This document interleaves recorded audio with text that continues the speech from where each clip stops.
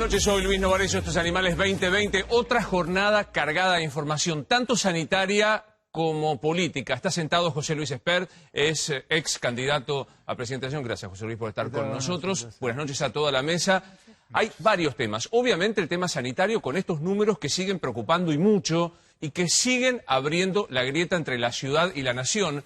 159 fallecidos hoy en total, 7.300 esencialmente, Nacho, provincia de Buenos Aires y la capital. Allí está concentrado, ¿no? Entre ambos concentran la mayoría de la cantidad de nuevos infectados. Mucha preocupación en Horacio Rodríguez Larreta, que hoy fue a ver al presidente y le planteó su plan de apertura. Enseguida contamos esto porque hoy información exclusiva en Animales de Rosario Ayerdi. Si hemos hablado de los sótanos de la democracia, los espías, la CIDE, la AFI, la CI, hoy nos vamos a enterar que, entre otras cosas, el dinero que no se rendía, tuyo y mío, porque el dinero de allí proviene de los impuestos, se destinaba a qué cosa, Rosario? Títulos. A celulares, 159 celulares con tecnología de encriptación. Vamos a contar quiénes eran los funcionarios nacionales, provinciales de la ciudad y dirigentes que no eran funcionarios que tenían estos celulares. A ver, la AFI le pagaba el celular encriptado. Los compró $50.000 para la compra de estos celulares y les pagó durante 4 años los celulares a 159 dirigentes. Bueno, con Javier Calvo vamos a hablar también de YPF y de lo que está pasando. Hay novedades, Javi, ¿no? Sí, hubo un fin de semana muy movido con el aumento de las naftas. Te vamos a decir por qué se iban a aumentar, no se aumentaron y se van a aumentar. Enseguida con Paulino y Nacho vamos a hablar de la situación sanitaria y tema dólar, título de Maxi Montenegro. Vamos a contar por qué, algo que venimos advirtiendo, el Banco Central sigue vendiendo dólares de las reservas con cepo de $200, super cepo las importaciones y desde la semana pasada acuerdo de la deuda con los bonistas privados. Sos presidente de la Nación, José Luis, pero el viernes tenemos que saber qué se hace con la cuarentena. ¿Qué haces? Sos el presidente de la Nación.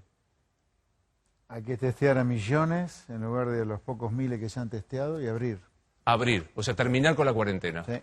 ¿Se abre? ¿Se termina la cuarentena, Nacho? Bueno, hoy Horacio Rodríguez Larreta lo fue a ver a Alberto Fernández, le escribió a la tarde, le dijo necesito verte, Alberto le dijo venite, esto lo suelen hacer cada vez que se encuentran, Larreta siempre es el que escribe, Alberto Fernández es el que acepta siempre el pedido de reunión.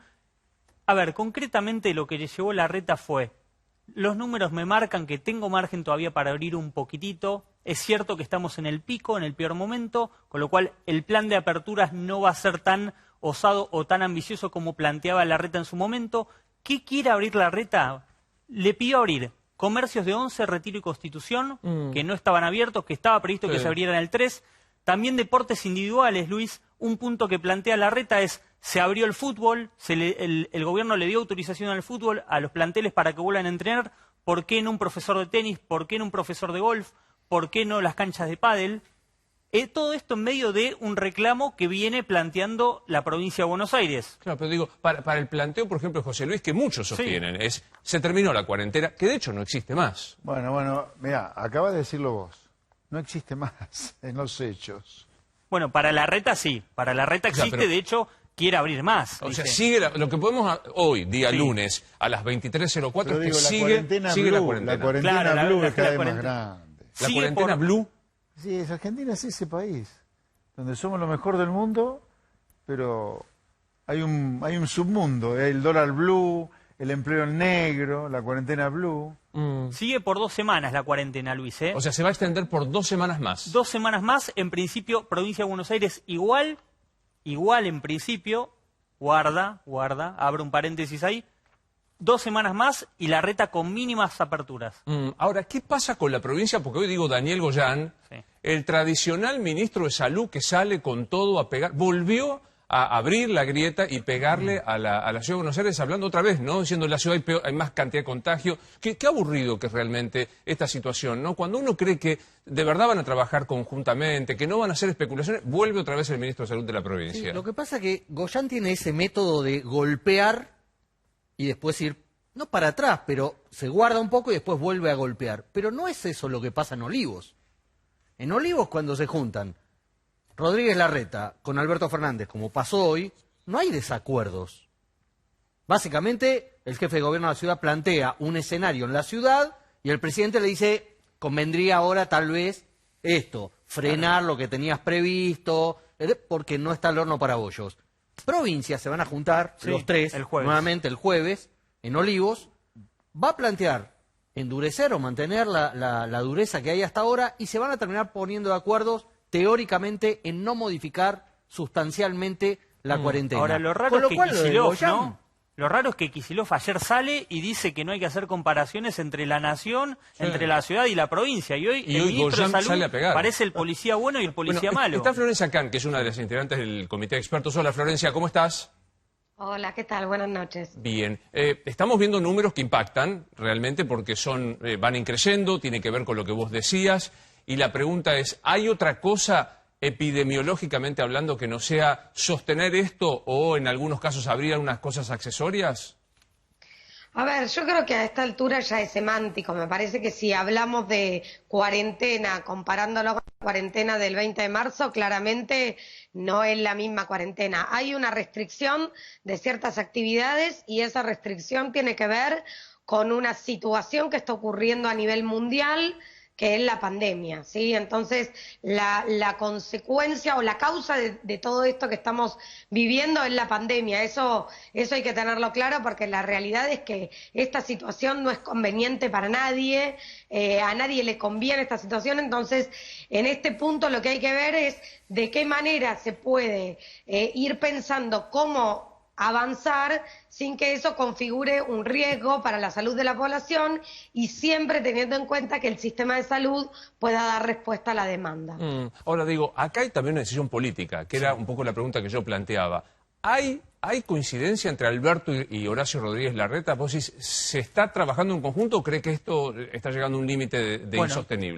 Están trabajando en conjunto, de hecho hoy fue la reunión, pero recordá, Luis, que este fue el reencuentro después de aquel dardo que envió Alberto Fernández diciendo que los adultos de la ciudad iban a la provincia porque no tenían lugar.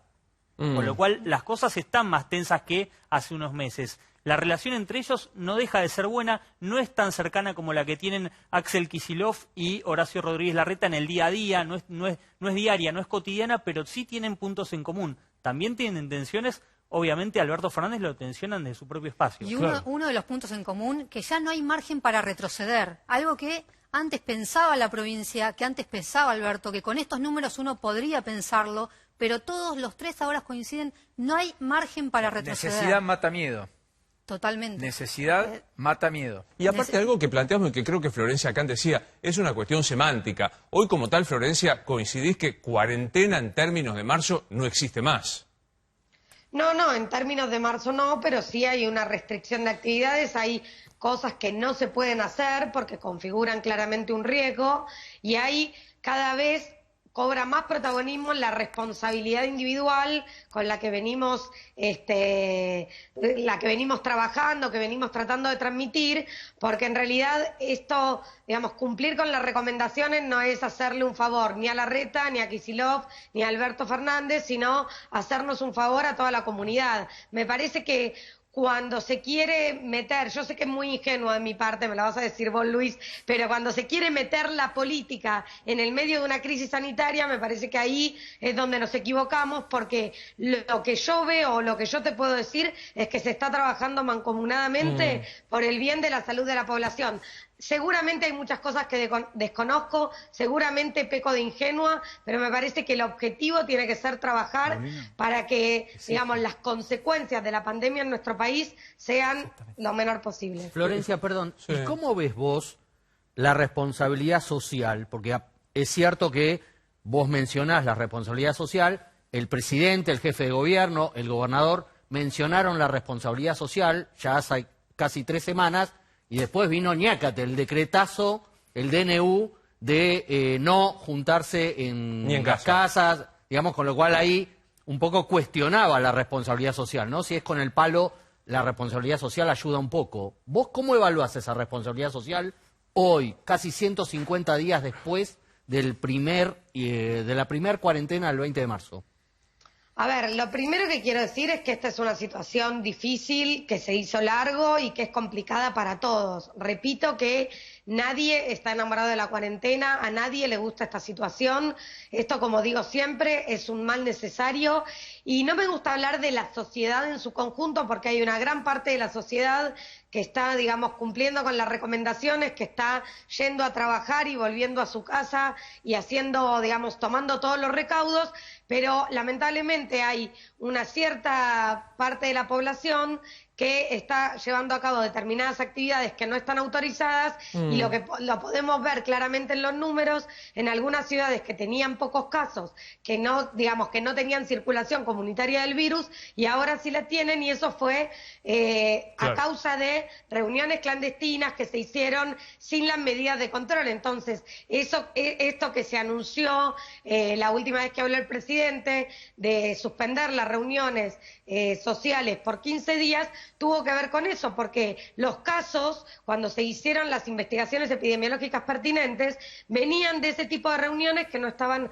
autorizadas. Entonces digo, no me gusta generalizar ni meter a todos en la misma bolsa, pero la realidad es que hay parte de la población que yo creo que está subestimando al virus, porque creo que en un punto hasta ahora no le estábamos viendo la peor cara al virus, como sí sucedió en otros países, entonces se lo subestima, o gente joven cree que no le va a tocar, o que lo va a pasar como una gripecita y nada más, y ahí es donde empiezan los problemas, porque es donde empiezan los brotes y después la circulación comunitaria. José Luis, ¿cómo lo ves políticamente planteado el tema? ¿Qué ves de la gestión Alberto Fernández en materia de la cuestión pandemia y, por supuesto, cuarentena? Yo creo que como el kirchnerismo habitualmente nos tiene acostumbrados, se ha intentado, ahora se ha resquebrajado algo, pero se armó un relato. El relato, esta cosa de armar épicas de todo el kirchnerismo, hasta de lo más pedorro del planeta, para ellos todo es épica. O se puede armar épica de cualquier cosa. Yo creo que el kirchnerismo intentó con éxito en algún tiempo la épica de tener la menor cantidad de muertos del planeta o de las más bajas, lo mismo que la de los contagiados. Ahora, para mantener la épica o para armar esa épica, en el caso de los contagiados, era clave no testear. Es clave, sigue siendo clave no testear, si no se testea a nadie. Digo, muy bajo, la verdad que comparado con otros países muy bajo. Lo que debería haber hecho era una cuarentena al principio, está bien, 4 semanas, 40 días muy dura, como fue, pero usar esas 4 semanas o esos 40 días para testear de manera masiva, pero masiva. José Luis, pero... Y además, en esos 4 semanas o 40 días, sacarle mucho músculo al sistema de salud, cosa que cuando abras, y deberías haber abierto rápidamente, empezar a probar, vos no te encontrarás con un sistema de salud colapsado, pero abrir era ellos te dicen, nosotros nos teníamos que dar tiempo. Nunca mira al mundo, Argentina, nunca mira al mundo. Pero ellos te decían, nos teníamos que dar tiempo, porque si abríamos a los 40 días no teníamos la cantidad de camas que tenemos el día de hoy. Si vos sos un inútil, obviamente no te alcanzan ni 40 días, ni 50 días, ni 70, ni y 150. te van a alcanzar 5 meses, ¿viste? Se sigue no testeando a nadie relativamente a la cantidad de días transcurridos. Goyán nos dice ahora, el ministro de Salud de la provincia, que, guarda, estamos a punto de colapsar. La gente le dio 20 semanas de su vida. Se está fundiendo medio país, ¿no le alcanzó a estos tipos para poner el sistema de salud a tono? ¿Viste? La verdad, José el Luis, Oscar de la inutilidad. yo coincido con vos con el tema de los testeos. Para mí no se hizo una estrategia sustentable de testeos. No, yo creo que es deliberado no testear. Bueno, yo ahí tengo mis dudas, no tengo pruebas en realidad, pero sí coincido que fue flojo el testeo. Ahora, hay una cifra que uno creería que no se puede fraguar, que es la de fallecidos. Sí. Esa cifra sigue siendo baja en relación a otros países del mundo. Hoy ya no, ahora no. En el margen no, en el día a día no. Ya estamos. La proyección, decís vos. No, en el día a día. No, porque hoy hay las del viernes, las de Si hoy. no llega a 5.000 muertos. No llega a 5.000. Hoy estamos yendo al demonio. Bien, pero por millón de habitantes estamos por encima de la media mundial, que lo superamos, sí, efectivamente, hace 10 días. Venimos pero en estamos en el perspectiva pico también. creciendo. No sabemos si es el pico. Nadie lo puede decir. Florencia puede decir. Si estamos en el pico, bienvenido. Hay muchos que dicen que no, que por eso va a haber más estrés y por eso las próximas 3 semanas son claves. A mí lo que me parece que quiero resaltar en la pregunta, porque decís, encontrar un motivo político para sostener una épica dialéctica de nos ocupamos de todos ustedes. Vos decís Bueno, que no es miedo lo que hicieron. Sí, bueno, obviamente el miedo es clave en esto. El meter miedo a la gente y paralizarla es clave. Un virus que contagia mucho, pero la letalidad es bajísima. En el promedio es letal de 70 años para arriba con alguna patología previa. ¿Cómo Si compatibilizás, a vos metido a la Luis? población económicamente activa, la encerraste. la población económicamente activa de un país que venía con recesión, pobreza, marginalidad, un delirio. Esper, ¿cómo compatibilizás que decís que tenemos que mirar lo que hace el mundo para poner en actividad El las mundo camas, el mundo que hizo bien. el mundo ¿no? que hizo bien, No te digo. y no aplicás extremos. esa lógica cuando criticás lo que no que se mantuvo durante poco, que se debería haber mantenido poco tiempo la cuarentena dura. Cuando en los países donde se mantuvo poco tiempo la cuarentena dura fue un desastre, fue una matanza. Cuarentena dura e ir probando. Yo no te digo que después de las 4 Ir probando semanas... que esperá, si se muere no la digo, gente. ¿Cómo? Ir probando si se muere la gente. Hombre, es una pandemia. Pandemia. El mundo se va a infectar. No vamos a infectar todos. Se muere la gente, entonces por eso, espera, que sobreviva Esperá que la el más letalidad, sano. no, espera. La letalidad está muy concentrada en cierta franja etaria con algún problema previo. Y yo cuando te digo abrir, no digo abrir y abrís. Es abrir y probar a ver qué pasa. A ver si te explotan o no los infectados después de testear masivamente. No. Los países que triunfaron en esto, que les ha ido mucho mejor que a nosotros, Alemania, ponele, Australia, Nueva Zelanda, testearon y probaron. No es que abrieron y dejaron que la gente se muriera, no. Es como nosotros. Cerrá. Tenés medio país fundido, seguís cerrando, no importa. Florencia, ¿hay algún modo de compatibilizar estas dos posiciones? Es decir, recurrir a la responsabilidad social, abrir actividades con protocolos, distancia, lavado de manos, barbijo, y que esto empiece a parecerse a una nueva normalidad, no a la normalidad del 18 de marzo. ¿Hay algún modo de encontrar un camino intermedio?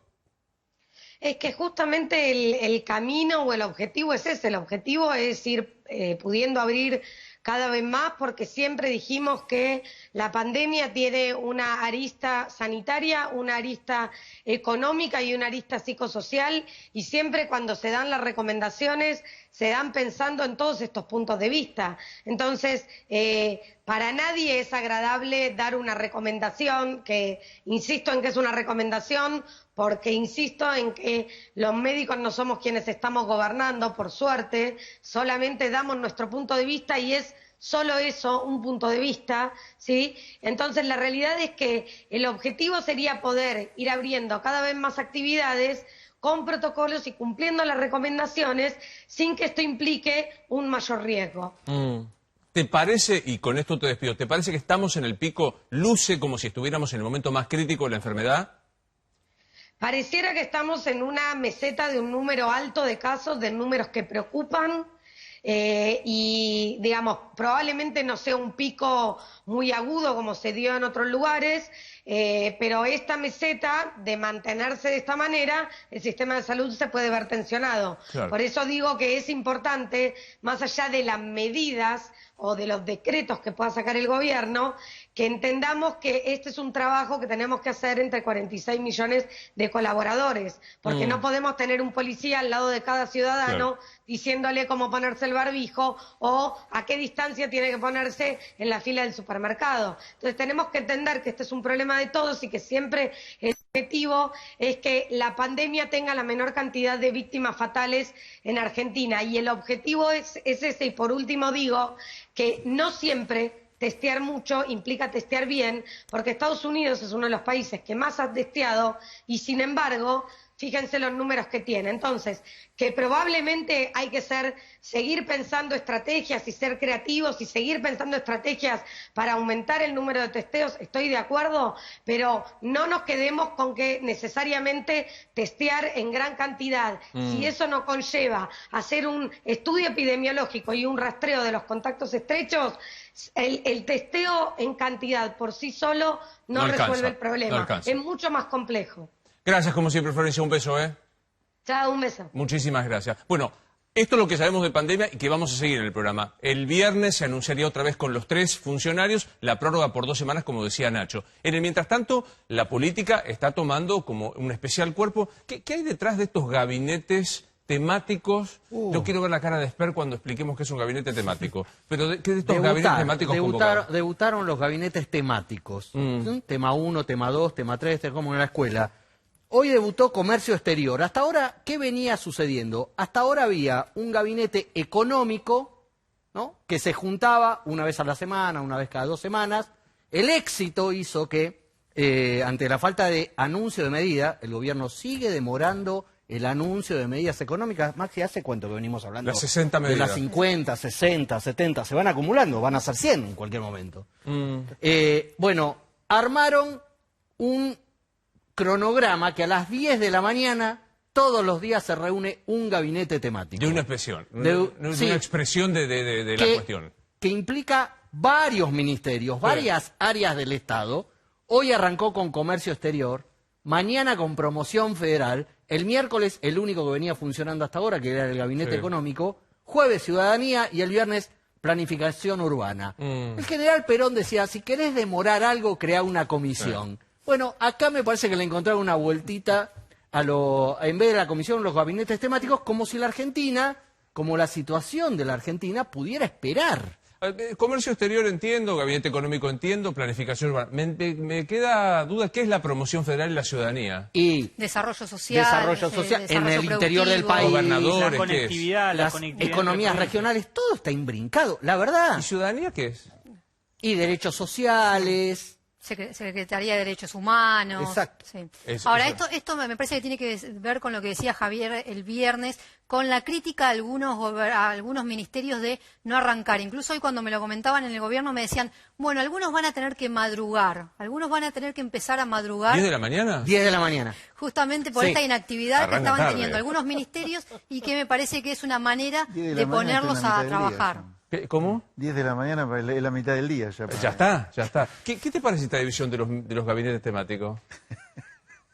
Sabía que venía. Todos están coordinados por el jefe de gabinete, Claro. Santiago Cafiero, Por la vicejefa de gabinete por la también. vicejefa de gabinete, Cecilia Todesca, pero coincido tengo la misma información que Rosario, que es, me parece que un poco también lo hacen para empezar a contarle las costillas a más de un ministro / ministra que no está a tono con la necesidad que tiene el gobierno de darle acción o Muchos darle velocidad a gobernadores- ciertas medidas. Muchos gobernadores le plantearon Sí. eso al propio presidente. ¿Tiene un buen ¿no? gabinete, Alberto? A vos te pregunto, José Luis. Sí. ¿Qué te va a decir? ¿Qué te va a decir? ¿Algún ministro va a rescatar del No gabinete? va a rescatar a No, pero nadie, te lo digo. Es que, digamos, hace falta seguir probando lo que estamos haciendo, a ver si alguna vez va a terminar bien esto que estamos haciendo hace casi un siglo que termina mal. O sea, yo le escuchaba hoy a Cecilia Todesca, la viceministra, la vicejefa de gabinete, hablando de que la inflación, que no tiene que ver con la emisión, sino con el dólar, pensando en desarrollarnos a partir de la sustitución de importaciones. Hace un siglo que venimos diciendo esa Habló de un gansada. acuerdo de precios y salarios. ¿Entendés? O sea, es claro que gastá todo el tiempo que quieras, pero en decir, vamos a tener que reformar la Constitución de la Nación para eliminar la coparticipación de impuestos, para bajarle en serio los impuestos a la gente, para regionalizar el país. Vamos a tener que reformar las 5 leyes laborales clave, cambiarlas a todas para bajar el empleo negro que tenemos, ¿me entendés? O sea, eso es lo que tendrías que discutir. Gabinete temático, pero de eso. No, José no Luis, para esto. convengamos, con todo respeto, que esto lo votó el 50 y... 48. Está bien, pero 48, eso no quiere 48, decir en que la general, funcione. sí. de la- hace No, eso no es parámetro 10 para meses. mí. Porque sé Y que pasa, 1% te Argentina- votó, No, votó pero tus perdóname, ideas. perdóname. Convengamos también que tal venimos vez esto fracasando acompaña- permanentemente. No me corras con eso porque No, es no de te lo más corro. berreta No que te me han corro. dicho, y me No, lo no, dicen. no, Es no muy te corro. berreta. Es lo que el planteó resultado de el año esto, pasado. el resultado de esto termina siempre en el mismo lugar, en una crisis.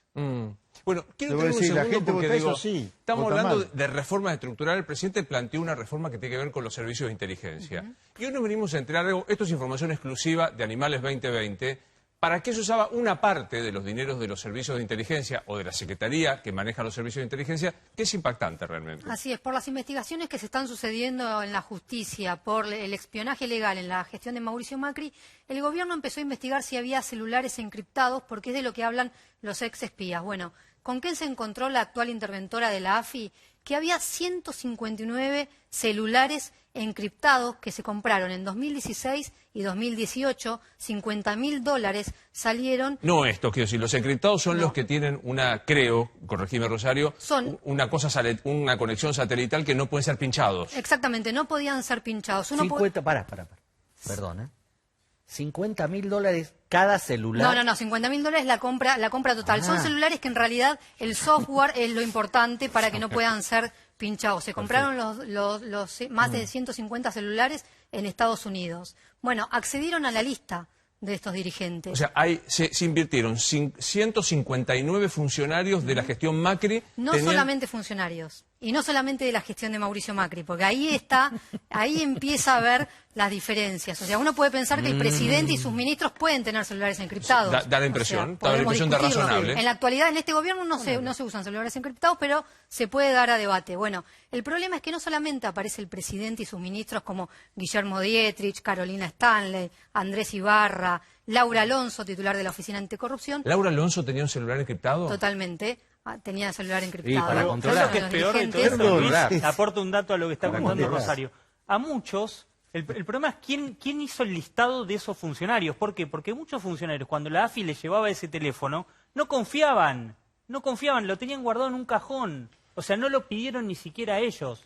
O sea, Los lo compraron, guardaron se pagaban porque tenían igual. miedo que encima estuvieran... Se pagaban Vos sos igual las líneas funcionario. telefónicas durante 4 años, Claro. se pagaron, y ahí empieza a ver El recelo interno, cuáles ¿no? son los dirigentes que tenían estos celulares que no eran funcionarios. Funcionarios provinciales. María Eugenia Vidal tenía un celular encriptado. Su jefe de gabinete, Federico Salvay.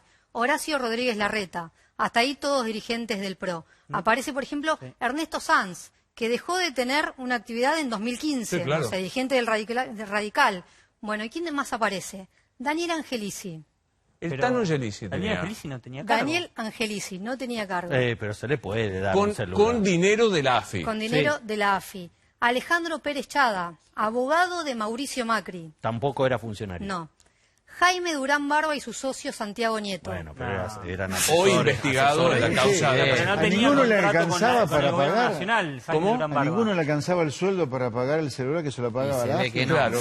Se ve que no. Lo peor de todo es que ni siquiera ellos lo pedían. Me consta, la mayoría no los utilizaba. ¿Por qué? Porque tenían miedo que la AFI les transcribiera las llamadas y se las Pero digo, pasara a alguien ¿esto más. gestión, ¿no? digamos, es gestión propia de Gustavo Rivas? Sí, Gustavo Arriba, Silvia Magdalani, 2016 la primera compra, 2018 la segunda compra y son 159, tenemos la lista completa, 159 los dirigentes que tenían, obviamente Patricia Bullrich, ministra de Seguridad, y funcionarios de Patricia Bullrich también, y hay otros ministros que uno por eso puede no cuestionar que usen celulares encriptados, pero aparecen todos estos nombres que ya es más llamativo. Esto se judicializa, obviamente. Esto seguramente va a ir a la causa de espionaje ilegal porque justamente hablaban de conversaciones a través de celulares encriptados por las cuales se hacía justamente el espionaje a distintos dirigentes. Bien, bueno, información exclusiva que tenés acá en Animales de la aparición. Es un país particular, ¿no? Aparece una computadora olvidada en el piso sexto y con esto la causa de las escuchas. Ahora 159 celulares que se compraban con los dineros que no se rinden cuentas, porque son gastos que no se rinden,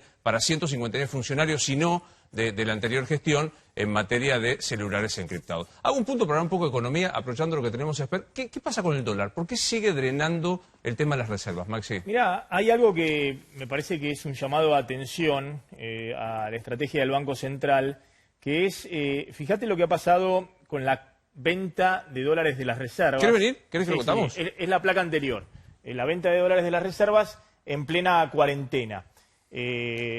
Efectivamente, fíjate, entre el 15 de abril y el 28 de mayo, el Banco Central vendió 1.759 millones de dólares, con cepo ya de los 200 dólares, pero cuando se reabrieron los bancos y se disparó la brecha cambiaria con el dólar paralelo arriba de 120, 130 pesos, bueno, hubo un aluvión de compras dentro del cepo, y además los exportadores no traían los dólares porque con el dólar a 120, 130 esperaban una devaluación. Entonces, el Banco Central en el momento más crítico de la cuarentena vendió más de 1.700 millones de dólares las reservas. Para mí una cuestión un poco polémica porque estaban todos los países de la región devaluando, es decir, no dejar que vaya el dólar un poquito más para arriba el dólar oficial, el que hoy está en 72, 73 pesos, era polémico. Pero bueno, era atendible porque el Banco Central decía, mirá, en medio de la cuarentena, si dejo que suba un poquito más rápido el dólar oficial, me empiezan a correr los depósitos en pesos al dólar. Los que tienen depósitos en dólares, que me estaban corriendo, sacando los dólares de los bancos, van a correr todavía más. Se desbarajusta todo y colapsa todo en el medio de la cuarentena. Bueno, vendió 1.700 millones de dólares en el peor momento de la cuarentena. Llegó a fines de mayo, nosotros decíamos, esta situación es insostenible. o dejan ir más rápido el dólar oficial, o devalúan un poco más rápido, o ponen un recontra super cepo. Pusieron un recontra super cepo a fines de mayo, pusieron además del cepo de los $200, un cepo a los importadores. Le frenaron la venta de dólares para pagar importaciones.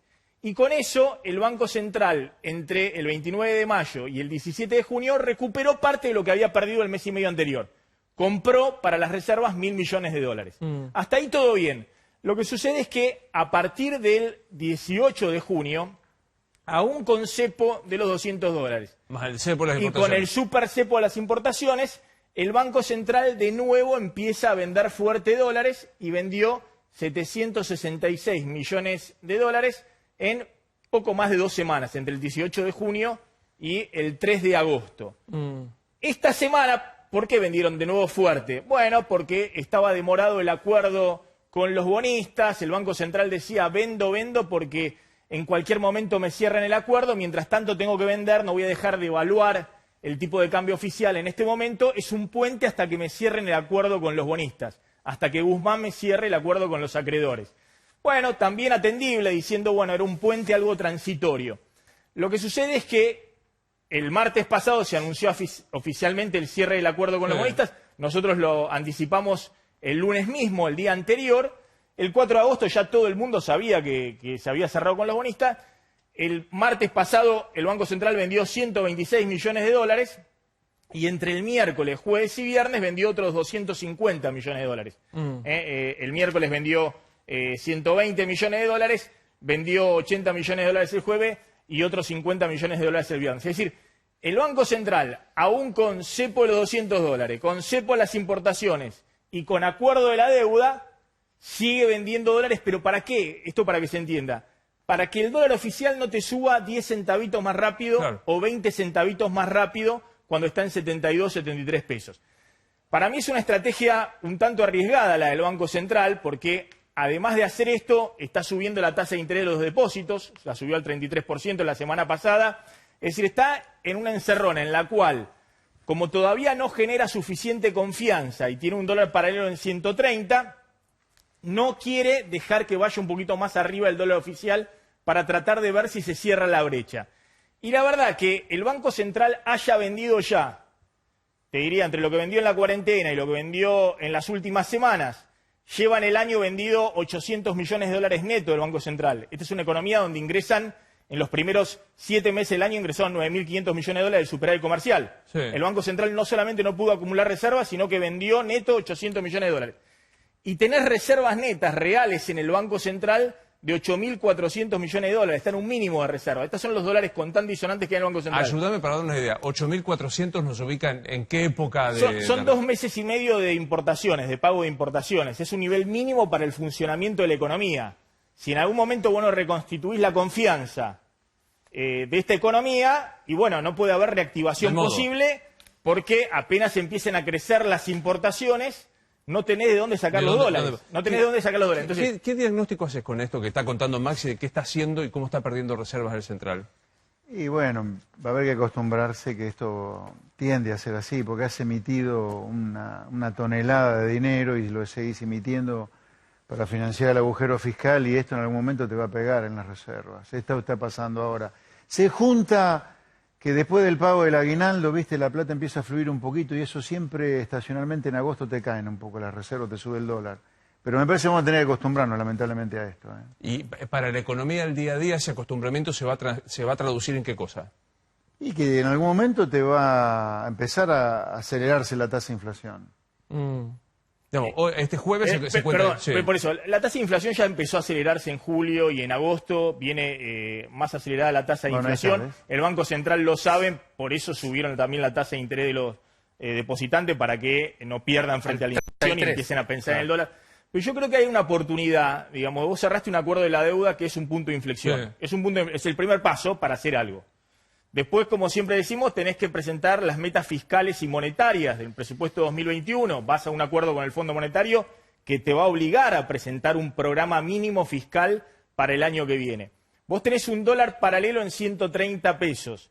Más o menos en ese nivel de dólar hay un dólar real que es elevado para la Argentina, 130, 140 pesos el dólar, es un dólar con el cual te sale todo barato en la Argentina. Si alguien vende dólares a ese nivel, compra materiales para la construcción, por ejemplo, y le salen más barato que nunca. De hecho, hay un boom de compra de materiales para la construcción. Contame esto, porque acá está graficado. Pero ¿qué quiero decir con esto? Sí. El Banco Central debiera ser un poquito más audaz y ver si puede dejar deslizar un poquito el dólar oficial en vez de perder reservas, para ver si se le cierra un poquito la brecha, porque acá el problema es la brecha. Claro. Es decir, la gente sigue pensando en la expectativa de devaluación porque tenés un dólar oficial a 70, tenés un dólar ahorro a 100 pesos y tenés un dólar paralelo a 130.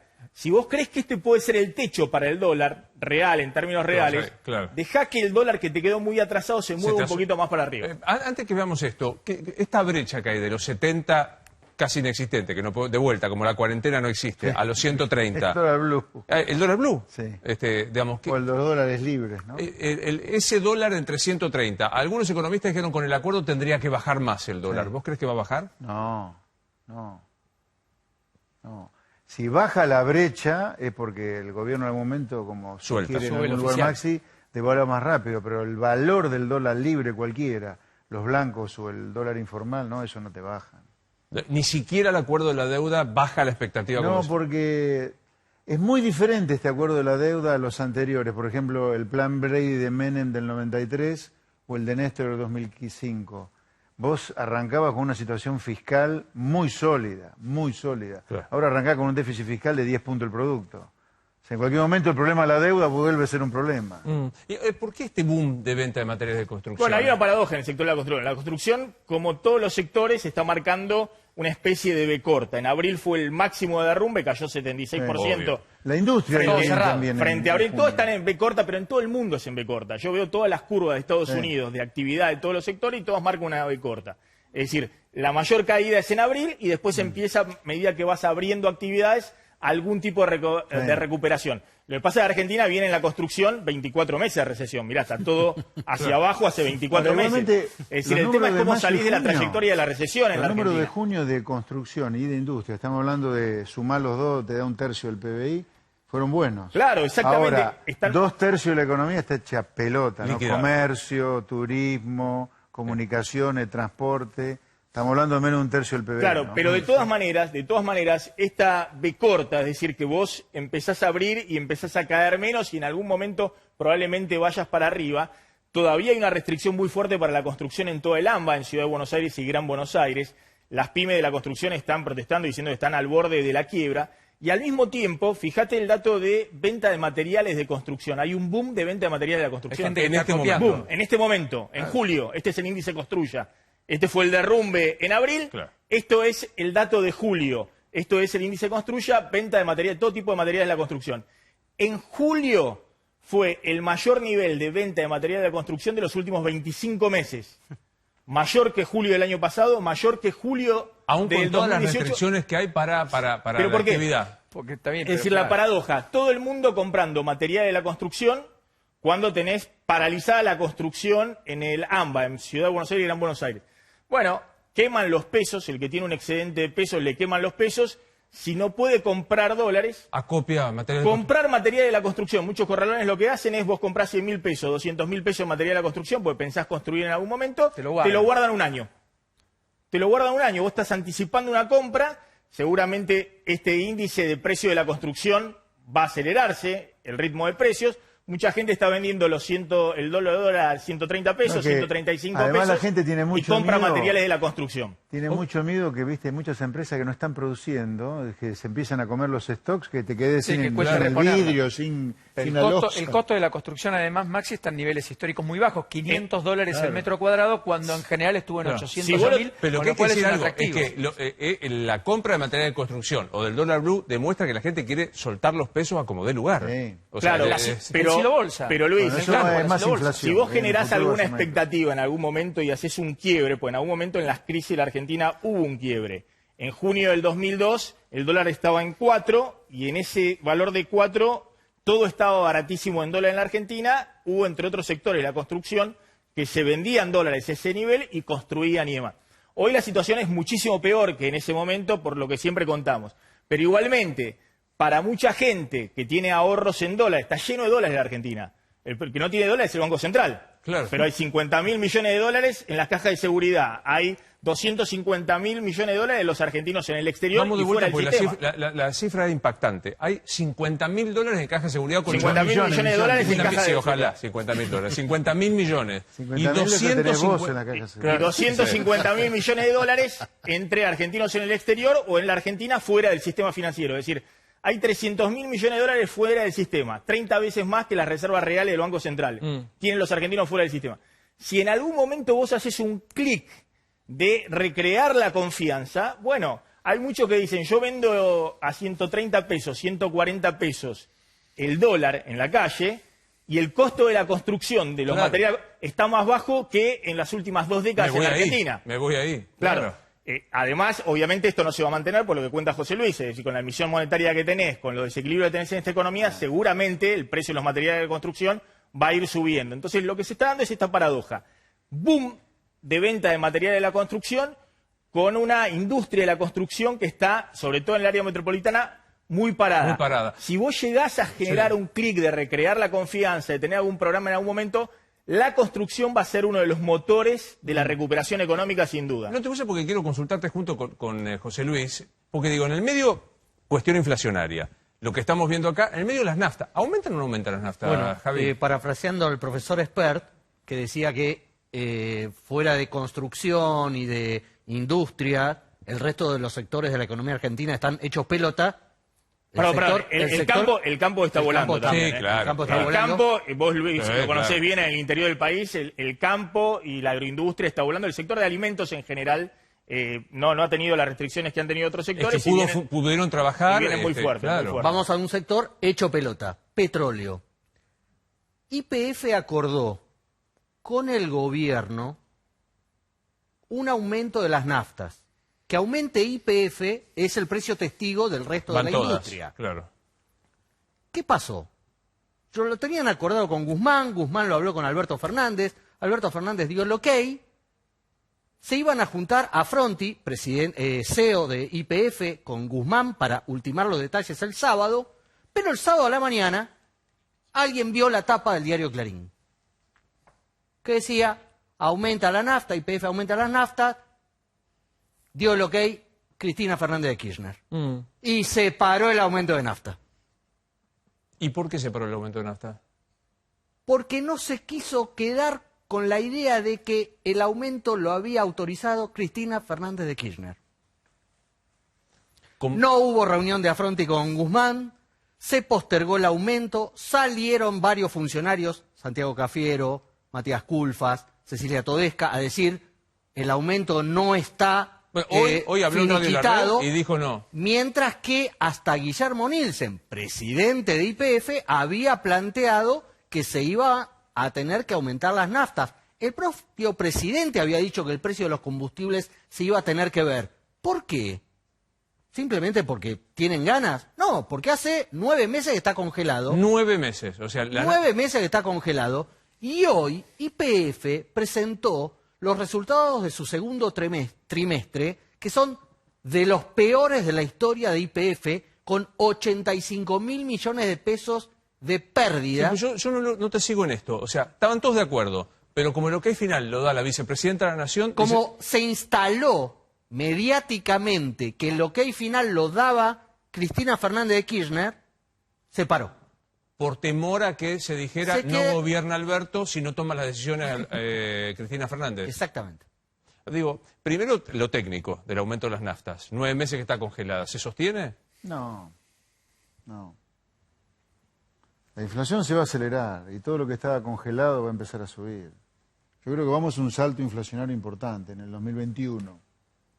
En el año que viene. Sí. Y en este año todavía sigue siendo alta, porque la inflación no baja. El jueves creo que se da, si no me equivoco, la... Por eso te decía, el dato de inflación es que hasta junio tuvimos una desaceleración, fuimos del 55% anual que quedó en diciembre la inflación en el final del gobierno de Macri a un 43% anual en junio. El dato de julio es que vino acelerándose 2,5% más menos, y agosto viene en un nivel de un ritmo inflacionario importante. En una economía que tiene de 4 más o menos. deflación de salarios. No, por debajo de 4, por debajo de 4 en agosto. deflación de salarios. Es decir, por primera vez Claro. en 18 años Argentina tiene baja nominal de salarios. Esto no ocurría desde el año 2002. No Nos solo dio los real, índices sino del nominal. INDEC. Esto Claro. tiene que ver con un tercio de la fuerza laboral estuvo suspendida y todavía está suspendida en muchos casos y han aceptado recorte del 25% de salario. Que tiene congelamiento de tarifas de servicios públicos, que está haciendo crecer la cuenta de subsidios económicos, con lo cual el gobierno está proyectando que más allá de diciembre tiene que soltar el ancla del congelamiento de tarifas de servicios públicos. Y tiene algo que para mí es peligroso, porque ya lo vimos en el fracaso de la historia argentina y el último ejemplo fue el gobierno anterior, esta idea de usar el dólar oficial, el que vos controlás con el cepo o con las ventas de reservas del Banco Central como ancla del proceso inflacionario. Cuando vos empezás a usar eso y tenés que empezar a subir la tasa de interés porque dejaste Claro, el dólar atrás, claro. para que no te corran a su vez, no al dólar oficial, sino para que no te corran los depositantes que salgan del sistema y te vayan a comprar dólares afuera, Claro. me parece que es algo en lo cual el gobierno no debe incurrir nuevamente en ese error. Alberto Fernández lo dijo en las últimas semanas, dijo después de cerrar el acuerdo con los acreedores, no vamos a trazar el tipo de cambio.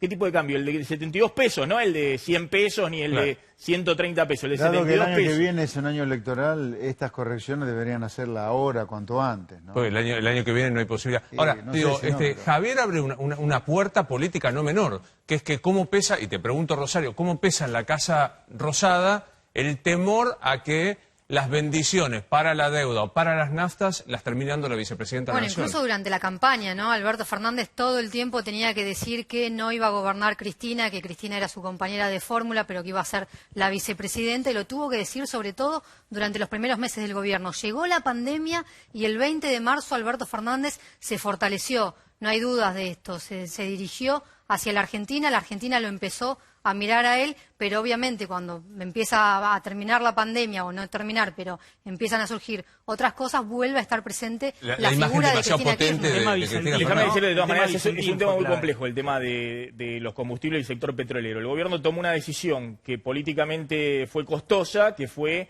poner nuevamente un barril criollo Claro. y evitar un descenso del precio de las naftas, porque de hecho el petróleo se derrumbó, ahora recuperó arriba de los 45 o 46 dólares, pero en algún momento estuvo el petróleo en 12 dólares. Si uno transfería eso a los precios de la nafta locales, los precios de la nafta locales tenían que tener un derrumbe en sus precios y eso no ocurrió para resguardar y proteger a Vaca Muerta. Ahora estás en un momento donde nuevamente corrió el tipo de cambio y el precio del petróleo recuperó afuera, con lo cual te quedaste desfasado. Claro. Con el precio de la nafta debiera ir de los 53 pesos a un 58 pesos, 59 pesos el litro de nafta super. Ahora, es una decisión compleja porque estás en una aceleración inflacionaria, porque cayeron, ¿sabes cuánto cayeron en el consumo de nafta en la Argentina en plena pandemia y cuarentena? 85. No, Nove- 50%. Pero dijo Sí. al principio 90 y después el 50% decía Bornoroni. desecha. En los datos de abril y mayo tenés 45-50% de caída de la nafta super. Con una estructura En el de caso costo, del gasoil común no, porque ahí está el campo traccionado. ¿Cómo, Paulino? con una estructura de costos, digo, en los estacioneros mayor al de hace un año, en términos laborales, etcétera, y con menor nivel de venta y con un margen de rentabilidad que es un porcentual de un precio que está congelado hace 9 meses. Ahora, cuando comenzó la cuarentena, se decía, bueno, la única ventaja, si es que tiene alguna ventaja la cuarentena, es que económicamente va a parar la inflación. Vos parás toda la actividad, no está pasando. ¿Cuánto llevamos acumulado de inflación, si lo tenés presente, a hoy? No, por eso, te decía, no hay, tomando junio de este año, junio del año pasado tenés 43% de inflación. El acumulado en el primer semestre... Casi 16, No, digo, bueno, 13 y guarda. algo. Junio da 43. Sí. Diciembre había dado 50. 55. 55, o sea, se Se desaceleró la aceleró, inflación. se aceleró la inflación. Vos cerraste. Claro, pero cierre total y aún tenés una inflación No, no, no, menor. sí, Digo, claro. y hoy empiezan a llegar aumentos, veíamos en distribuidoras de alimentos, en distribuidoras de productos de limpieza, siguen. No, siguen. y además se terminan a fin de este mes algunos acuerdos o imposiciones, según como se vea, del gobierno a ciertos sectores, celulares, por ejemplo.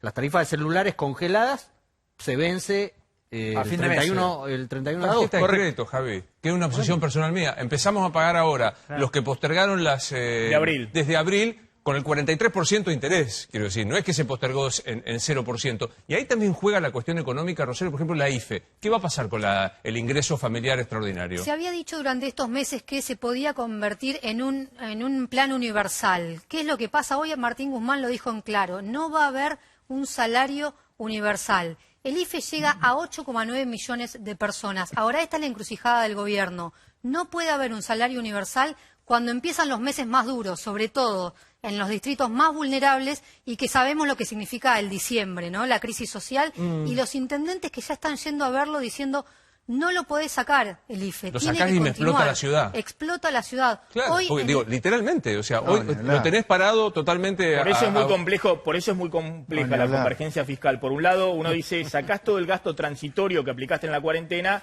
y achicás rápidamente este mega déficit fiscal que se te generó con la cuarentena y la pandemia. Pero cuando el gobierno ha intentado empezar a desactivar esas asistencias, te explotan los saltan intendentes. los gobernadores, los intendentes, sobre todo en las economías que están abriendo. Mira este dato, Rosario, que es muy demostrativo. El 61,7% de los que reciben el IFE son desocupados o están en la economía informal. O sea, este es el número, y este es el número al que están mirando porque los planes van a tener que continuar. No va a ser un salario universal, pero se está pensando en un plan de trabajo, y a 5 millones de personas es a donde quizás se le continuaría llegando la ayuda. Este 61,7%. No se le continuaría quizás a los monotributistas, que es el 7,8%, a las empleadas amas de casa. ¿Qué capacidad de golpear a los monotributistas, hasta los autónomos? Exactamente, no me salía, los autónomos. ¿Qué desprecio hay por todos los que emprenden poniendo riesgo con su cuerpo en el modo de los aportes, en el modo de las jubilaciones, en esto? O sea, de vuelta los barres a los monotributistas. Es lo que se está evaluando en este gobierno. ¿Por qué? Porque dicen 9 millones de personas no pueden continuar, no va a ser un ingreso universal, y se está pensando en 5 millones de personas. Cuando hay cambios en el mínimo no imponible de ganancias, ¿viste? El autónomo... ¿Lo existís? Hoy se prorrogó hasta el 12 de agosto, Maxi, ayúdame, el vencimiento de declaración jurada del impuesto a las ganancias para autónomos y demás. Porque hoy se cayó la página de la FIP, entonces se prorrogó 2 días. Pero, Luis, acá el tema de fondo es el siguiente. Aún en los lugares donde vos estás abriendo, en el interior del país donde vos abriste, la actividad económica, salvando esto que contábamos, un poquito de construcción, industria, no es que explota. No explota, pero eso pasa en todas partes del mundo. Entonces, es lógico, por miedo a consumir y todo esto. La gente consume menos, los comercios no se reactivan, y eso obliga a que vos tengas que seguir con este tipo de asistencia, lo que piden los gobernadores. Dame un poco de ingreso disponible para que la gente a ver si... Bueno, estamos hablando mucho de las decisiones del gobierno. Quiero hablar un poco, y ya está con nosotros un integrante de la oposición, de lo que pasa con la otra vereda. La oposición lo presentamos en este informe. Supongo que Mauricio parece que está en una situación intermedia que provoca problemas. Cuando no hay ningún líder de oposición, ni existe oposición tampoco. Pero ¿por qué le damos tanta importancia a la vida privada de un expresidente? No entiendo cómo se corrió. Líder de la oposición. Claro. Pero ¿quién dijo eso? Mientras el liderazgo de Macri comenzaba a ponerse bajo la lupa por su viaje al exterior, algunas decisiones políticas del gobierno parecen haberle dado a la oposición el empujón necesario para volver con fuerza al ruedo. El debate por la reforma judicial sirvió para limar asperezas internas y buscar la unidad, con las elecciones legislativas del próximo año ya en el horizonte. La posición que hemos sostenido en el ámbito de una reunión de Juntos por el Cambio es una postura negativa. En este momento y en estas circunstancias consideramos que no es conveniente iniciar este debate. Hemos tenido debates, ese fue uno. Yo diría que al lado del gobierno somos como angelitos, entre las miradas marcadas. Nosotros del PRO estamos acostumbrados a arrancar bien desde abajo, con compromiso a hacer la diferencia. Ya lo hicimos una vez, lo podemos volver a hacer. Solo no vamos a poder. Hay que imaginar que el Cambiemos del 2015 ya no existe. Tiene que repensarse. ¿En qué tenemos que ser inflexibles? Y esta es la posición de la coalición cívica. Por eso estamos en el medio, entre los excesivamente moderados y los radicalizados. Nosotros estamos en el medio. Mi primer tarea hoy es fortalecer la unidad de Juntos por el Cambio, fortalecer todos los liderazgos que están surgiendo. Yo no tengo ninguna duda de si logramos llegar vivos. Hoy soy optimista, por lo que hemos transitado. Va a haber una enorme oportunidad, no en el 23, sino en el 2021. Mientras Carrió comienza a hacerse escuchar a través de las redes, apuntando duramente contra Alberto Fernández y Cristina Kirchner. La pandemia está siendo usada con el objetivo de establecer un estado de sitio. Creo que Alberto y Cristina son lo mismo porque son fascistas en el fondo. Expert y Milei intentan afianzarse como la tercera posición. La verdadera oposición somos los liberales, los únicos que ponen de manifiesto que los políticos son el problema y no la solución. Es justamente el liberalismo el que los pone de cara a la realidad y los pone como los delincuentes que son.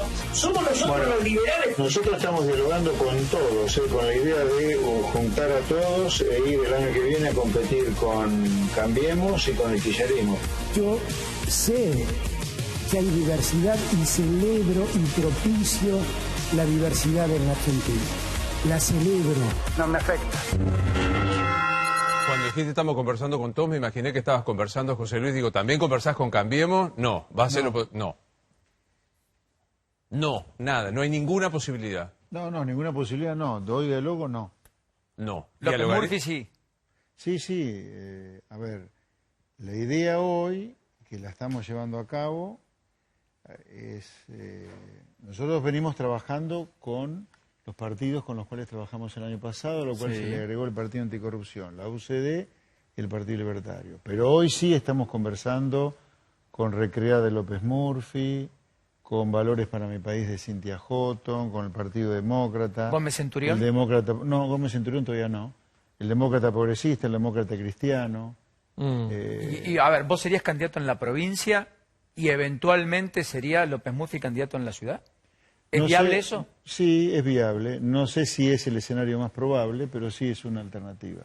Yo probablemente, después de las elecciones internas que haga falta, digamos, nadie me puso, ni me voy a poner a dedo yo como candidato, pero yo soy nacido en Pergamino, provincia de Buenos Aires, y vivo en provincia.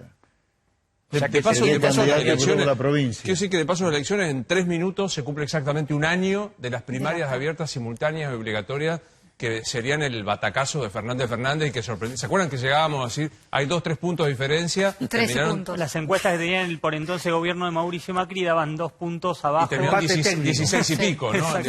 Digo, arrancó la oposición a nuclearse. Una Carrió que se había jubilado y que me da la impresión por aclamación está volviendo. Sí, son los chalchaleros, decía uno, no se van nunca. Y que no está moderada, ¿no? Y que no está moderada, eso que es...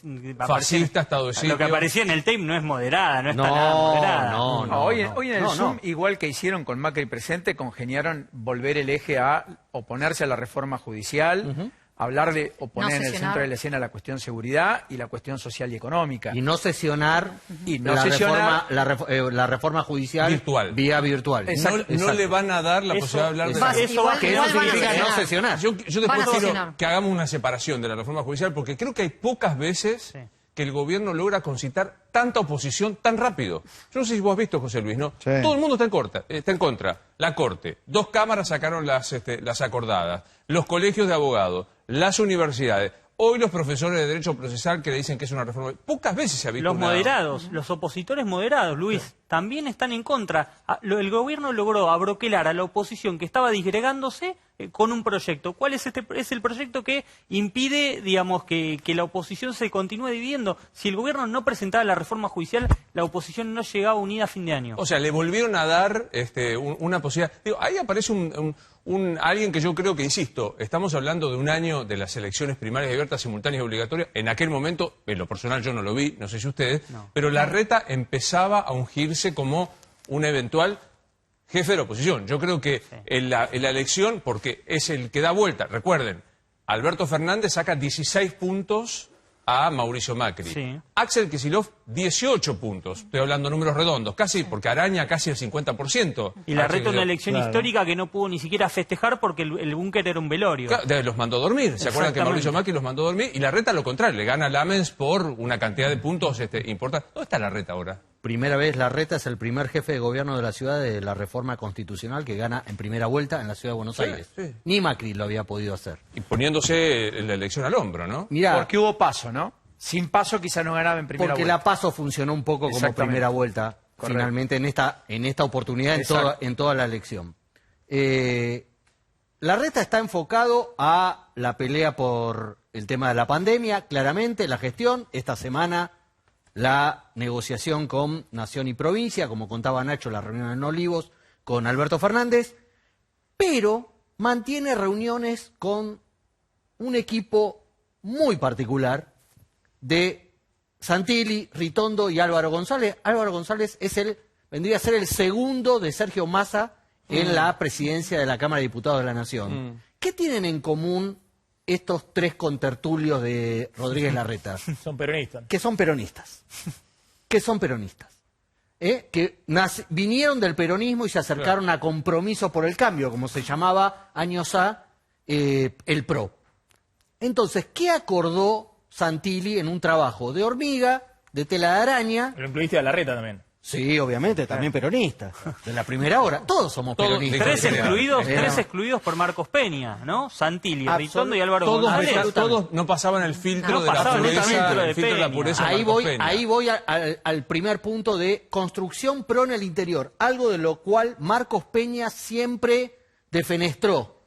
Por lo cual después el PRO, en Juntos por el Cambio, terminó en las provincias entregando las candidaturas al que mejor medía fuera del radicalismo, fuera de donde fuera. Sí. Ahora construyen. Me llama la atención este signo de interrogante con Margarita. ¿Por qué? Porque Larreta está convencido que con Juntos por el Cambio hoy no alcanza para las elecciones de dentro de un año. No se puede. Es casi el eslogan de Cristina. Entonces, sin Cristina no se puede, con Cristina no alcanza. Bueno, no.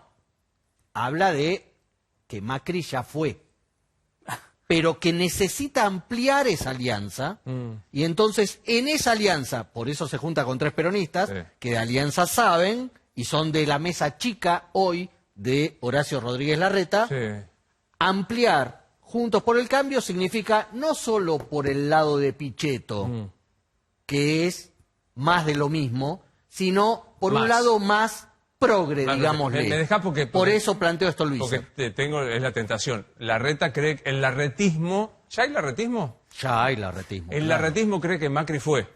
Sí. ¿Macri fue? No diría que todavía fue. No fue. Mirá, pensé que me iba a decir que sí. No. Cristina Kirchner también la daban por nocaut después de... Bueno, y no fue candidata a presidente. No fue candidata a presidente. Porque sabía que no podía. Sucede que acá te van a decir, Larreta tiene un distrito fuerte con el cual plantársele a Macri, tiene un distrito fuerte, a diferencia de lo que fue el peronismo después de 2015, que no tenía un solo referente. Larreta está plantado en el centro de la cancha. Ahora, el gran interrogante es si Larreta lo va a poder convencer a Macri que se tiene que jubilar. Ese es el gran desafío de Macri. Apareció la idea de Macri jugando como candidato en Córdoba. Hoy Jaime Rosenberg lo publica La Nación, le mando un gran abrazo. Publicó dos cosas, Rosenberg, que me parecieron por lo menos divertidas en si es que podemos estar divertidos en este momento. Uno, que los Rodríguez se están peleando hasta por un divorcio de uno de los hermanos. Y lo otro, que Macri, candidato en Córdoba... me resulta imposible. El entorno de Macri nació lo desmiente. En Córdoba. Sí, pero trabajó en Sever mucho tiempo y tuvo domicilio. El entorno de Macri lo desmiente, Luis, pero hay que plantear que si quiere ser candidato por Córdoba, ya no puede. Entonces estaría rompiendo con un requisito constitucional. Porque no tiene domicilio en Córdoba, porque no nació en Córdoba. ¿La Constitución prevé eso? Artículo 55. Bueno, de todas maneras eso es laxo, ¿no? Porque en el caso de Kicillof fue laxo. Compró un terreno hace 6 años, nació acá, hizo siempre la ley electoral se también puede... tuvo un ruido. Pero para ser senador Daniel Scioli pero para senador no es lo mismo que para ser exactamente. Para ser senador son otros requisitos. No, aparte eso depende de la provincia también, en ese caso. Tenés que tener los 2 años previos a inmediatos. A presentarte. Inmediatos, exactamente. O nacido. Si te vas a presentar en 2021, 2019 tenés que tener domicilio en Córdoba. Tendría que volver de Francia. Sí, o quizás tenga un terrenito que no sabemos. Pero el domicilio en el DNI, chicos.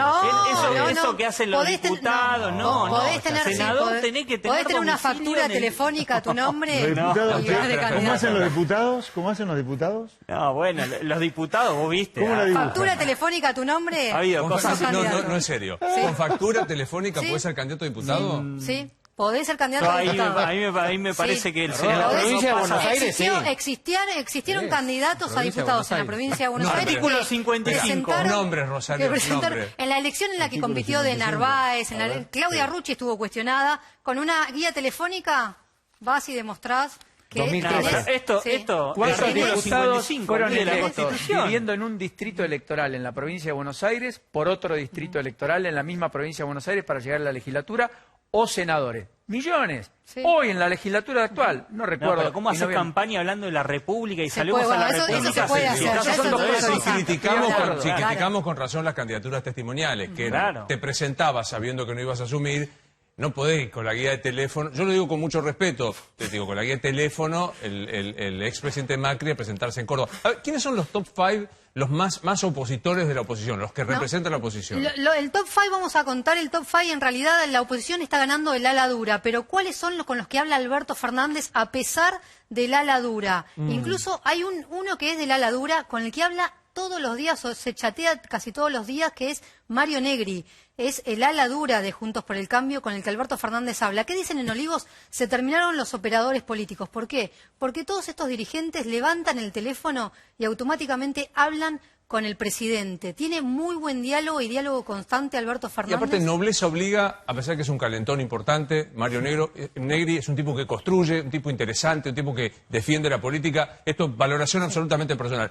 Banco mucho al Mario Negri, que arma consensos, que sabe hacer política en el buen sentido de la palabra, ¿no? Así es. Mientras el Juntos por el Cambio dice que no va a sesionar, se lleva también a Alberto Fernández muy bien y habló en las últimas horas por teléfono con Guillermo Montenegro. Mar del Plata. Exactamente, es el jefe distrital de General Pueyrredón. Néstor Grindetti tiene muy buen vínculo con Alberto Fernández. Ahí los unen, obviamente, los jefes de gabinete. Claro. Diego Kravetz es el que acercó a Néstor Grindetti. Recordemos, Grindetti Lanús tiene como jefe de gabinete a Diego Kravetz, que obviamente... Fue jefe de bloque de la legislatura porteña del Frente para la Victoria, cuando Alberto Fernández era jefe de gabinete. Y ahí había un gran vínculo. Gerardo Morales, que hoy le están enviando gente de empleados sanitarios a su provincia, que tiene el 93% de las camas ocupadas. Se está hablando constantemente con Alberto Fernández y obviamente Horacio Rodríguez Larreta. ¿Qué es lo que dice Alberto Fernández? Más allá de que hoy gane el ala dura no gana elecciones. ¿Qué piensa el presidente? Que Mauricio Macri no va a ser candidato el año que viene, que va a surgir de estos sectores y que por eso todavía sigue dialogando con estos sectores. Si consigo generar la grieta en la mesa y en todo. La relación... Califiquen la relación de Horacio Rodríguez Larreta y Alberto Fernández. Si uno toma los periódicos del día de ayer o escucha los editoriales, se habla de vamos por él. O sea, se dicen Cristina, el Instituto Patria y el kirchnerismo más duro van por Horacio Rodríguez Larreta. Vos me decís que es un top, empiezo por vos, que es un top 5 dialoguista, dialogante. Lo que te digo es que más allá de lo que haga la vicepresidenta, Alberto Fernández, cuando termine la cuarentena, seguramente va a estar jugando un partido de fútbol con el equipo del jefe de gabinete, del jefe de gobierno porteño en la Quinta de Olivos. Sin metáfora. ¿Cuándo termina la cuarentena? No es la pregunta. ¿Cuándo termina? ¿Cuándo va a terminar? A Larreta la última jugada de Alberto Fernández no le cayó muy bien. Pero hoy no hablaron del tema, no hubo reproches entre sí. Pero Larreta se sorprendió cuando vio por los medios lo que estaba diciendo Alberto Fernández, cuando se lo podría haber dicho o personalmente... Lo del PAMI, los enfermos, los viejos que eran los adultos mayores que trasladaban de la ciudad a la provincia porque no había lugar acá en la ciudad de Buenos Aires. Lo que planteaba Larreta es, me entero por los medios, tranquilamente me puede escribir, y se dio después de que le pegara Cristina Kirchner y que le pegara Guado de Pedro. Yo lo que... Calvo, ¿qué posición tiene usted? Te digo es que Alberto Fernández y Horacio Rodríguez Larreta se conocen desde hace 20 años, hablan mucho antes de ser presidente uno y jefe de gobierno el otro. Horacio Rodríguez Larreta le abrió todo el paraguas de la ciudad de Buenos Aires cuando el albertismo fue defenestrado por el kirchnerismo, cuando él dejó de ser jefe de gabinete. Tiene muchos vínculos personales y políticos que van más allá de cualquier chicana política que ambos entienden que se hagan, y que sobre todo en el caso de Horacio Rodríguez Larreta, él toma una no respuesta como parte de su estrategia. Horacio Rodríguez Larreta no le responde a nadie, menos al presidente de la Nación. Es la retista. ¿Qué batalla se viene, Nacho, en la Cámara de Diputados Bueno, ahora? es una batalla que para mí puede ser bisagra entre el oficialismo y la oposición. Es obviamente por la reforma judicial. Mañana arranca el debate en el Senado. Nadie duda que en el Senado Cristina Kirchner va a poder hacer que avanzar el proyecto, que va a ser aprobado. Se habla del 25, del 26 va a ser aprobado en el Senado y después va a ir a diputados. Y ahí está el problema de las sesiones, que son obviamente virtuales por el tema de la pandemia, que el oficialismo tiene la intención de avanzar pese a esta prohibición. Y lógicamente para Alberto Fernández la reforma judicial es quizás el proyecto más importante de su gestión. El fuero federal, la reforma del fuero federal fue uno de los, proyectos bisagra. Está ahí Sergio Massa tratando de convencer tanto a Cristian Ritondo y a Alberto Fernández, también a Mario Negri, de que habiliten el debate. Lo que pasa es que tanto Ritondo como Negri tienen internamente un duelo con el ala más dura que no quiere sesionar. ¿Qué es el escenario de que no sale la reforma judicial para Alberto Fernández? ¿Qué escenario es? Un golpe muy duro, el golpe más duro de su primer año de gestión. ¿La reforma judicial, José Luis, es un intento de democratizar y transparentar la justicia o nombrar jueces amigos? No. Es impunidad y en lo posible perseguir la oposición después. ¿Perseguir a la oposición? Sí. Van a tener un montón de jueces y fiscales de ellos. ¿Volvieron mejores?